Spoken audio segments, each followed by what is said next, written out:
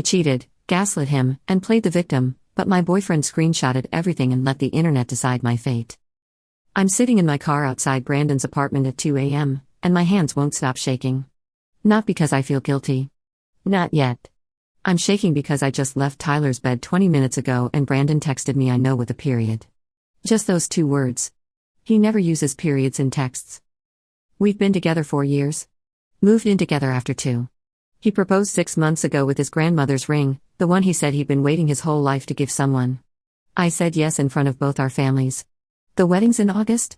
Invitations are ordered. Deposits are down. And I've been sleeping with Tyler for 3 months. It started so small.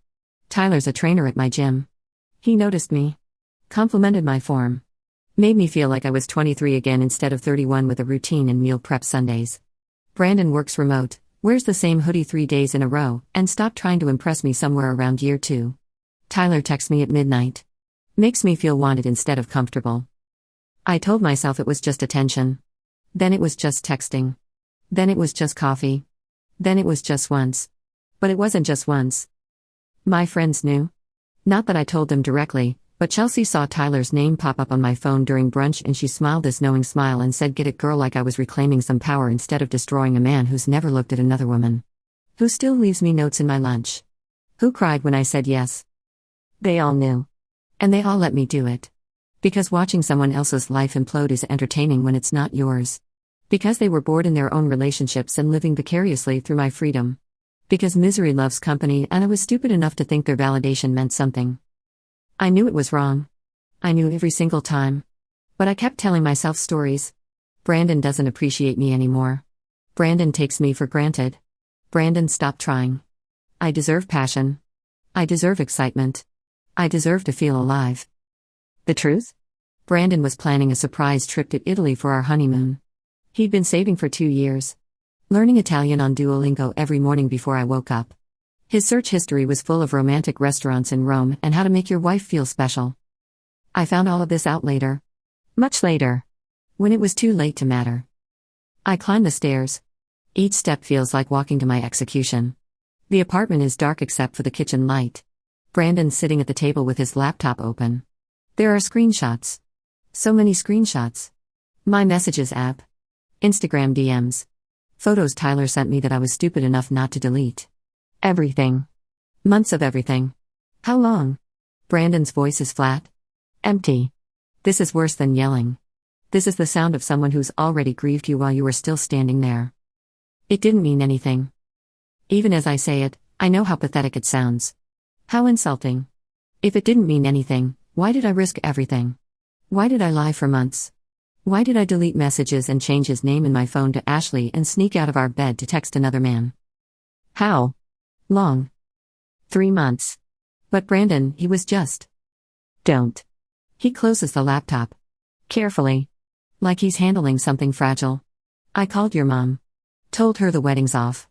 Called mine too. My dad wanted to come over here tonight but I told him not to. Said I needed to do this alone. My stomach drops. You can't just. I texted your bridesmaids. Every single one. Sent them the screenshots so they'd know I wasn't the bad guy here. Cancelled the venue. You'll get your deposits back. Minus mine. That's gone. He slides a folder across the table. Lease termination notice. You have 30 days. Brandon, please, we can work through this. Couples therapy. I'll do anything. It was a mistake. I'll never. Stop. He's not yelling. I need him to yell. To throw something. To give me anger I can fight against. But there's nothing. Just this hollow calm that's so much worse. I don't know you. I thought I did. I thought I knew every part of you. But the person I loved wouldn't do this. Wouldn't lie to my face every day for 3 months. Wouldn't let me plan a future while she was with someone else. I love you. No. He shakes his head. You don't. You love the life I gave you. The stability. The safety net. But you don't love me.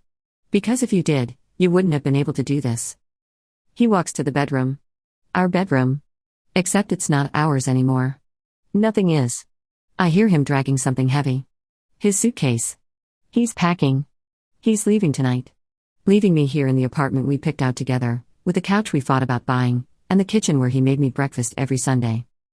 I hope he was worth it, he says from the doorway, suitcase in hand. I really do. Because you traded 4 years and a future for 3 months of feeling special. He closes the door. Locks it from the outside.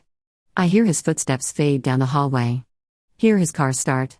Hear him drive away. I stand there until sunrise, but he never comes back. Full story my YouTube channel. It's been 4 months since that night. I'm living in my sister's basement now.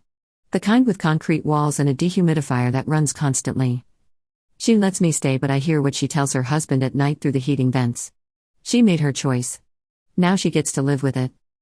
My mom hasn't called me in 6 weeks. Said she's too embarrassed to show her face at church after everyone found out. How am I supposed to look Pastor Mike in the eye? She asked the last time we spoke. I raised you better than this. She's not wrong. Tyler ghosted me 3 days after Brandon found out. Saw that my life was actually imploding and suddenly I wasn't fun anymore. The thrill was gone. The secrecy, the forbidden aspect, the excitement of getting away with something. That's all it ever was for him. Once it became real, once there were actual consequences, he was gone. Blocked me on everything. I saw him at the gym once with another woman doing the exact same routine. The same compliments. The same midnight texts, probably. He looked right through me like I was invisible. That's when I understood. I wasn't special to him. I was available. There's a difference. Chelsea and the group chat went silent immediately. I found out later Brandon showed them everything. Not out of revenge. He was just honest when they asked what happened. He showed them the messages. The lies. The times I canceled plans with them to see Tyler. The times I used them as alibis. They chose him. All of them.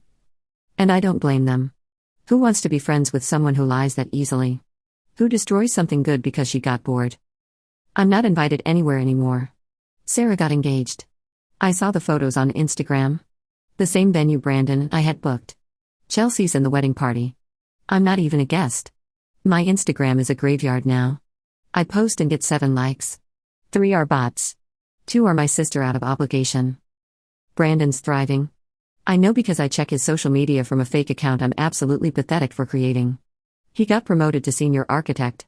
Moved to a luxury apartment downtown with floor-to-ceiling windows. There are photos of him hiking in Colorado, at music festivals, surrounded by people who actually care about him. His smile is different now. Genuine. Real. Like I was the weight dragging him down and now he's finally free. He looks happier without me than he ever did with me. There's a woman in some of the recent photos. She's pretty in this effortless way I never was. Natural. Kind eyes. In one photo she's laughing at something he said and he's looking at her the way he used to look at me. Before I ruined it. Before I taught him that love isn't enough. I tried to reach out once. 2 months ago. Long email. Took me 3 hours to write and delete and rewrite. Explained everything. How lost I felt. How I didn't mean to hurt him. How the attention from Tyler made me feel seen in a way I hadn't felt in years. How I know now that was my own insecurity, not Brandon's failure. How I wanted him to understand that I was broken, not malicious. How I'd do anything to take it back. He responded in 2 lines, I hope you find whatever you were looking for. Don't contact me again. That was it. 4 years. An engagement. A life we built together. Reduced to 2 sentences. My therapist says I need to forgive myself. That I made a mistake and I'm human and I deserve compassion. But I don't think I deserve that. Some mistakes don't get to be forgiven. Some things you break don't get fixed. You don't get to blow up someone's entire world and then ask for sympathy. I see couples everywhere now. At coffee shops, sharing headphones. On the street, holding hands. At Target, arguing about which brand of paper towels to buy. And I watch them and I wonder if she texts other men. If he's enough for her. If she knows how easy it is to take someone for granted until they're gone forever. I wonder if they understand what they have. If they know that comfortable isn't boring. That stable isn't settling. That being chosen every single day by someone who sees all of you and stays anyway is the actual dream, not the fantasy of someone new who doesn't know your worst parts yet. The worst part isn't that I lost Brandon. It's that I understand now with perfect clarity, exactly what I had. And I only understand it because I destroyed it. You don't get to learn that lesson and keep the person. That's not how consequences work. That's not how anything works. I wanted to feel special. Wanted. Desired. Like I was the main character in my own love story. Turns out I was the main character. Just in a tragedy. The kind where you destroy everything good because you convinced yourself you deserved better, and then you spend the rest of your life knowing exactly what better looked like and that you had it and you threw it away for nothing. I see that ring sometimes in my nightmares. His grandmother's ring. The one with the tiny inscription inside that said forever. He had it sized for me. Carried it around for 3 months waiting for the perfect moment. I wore it for 6 months and never deserved it for a single day.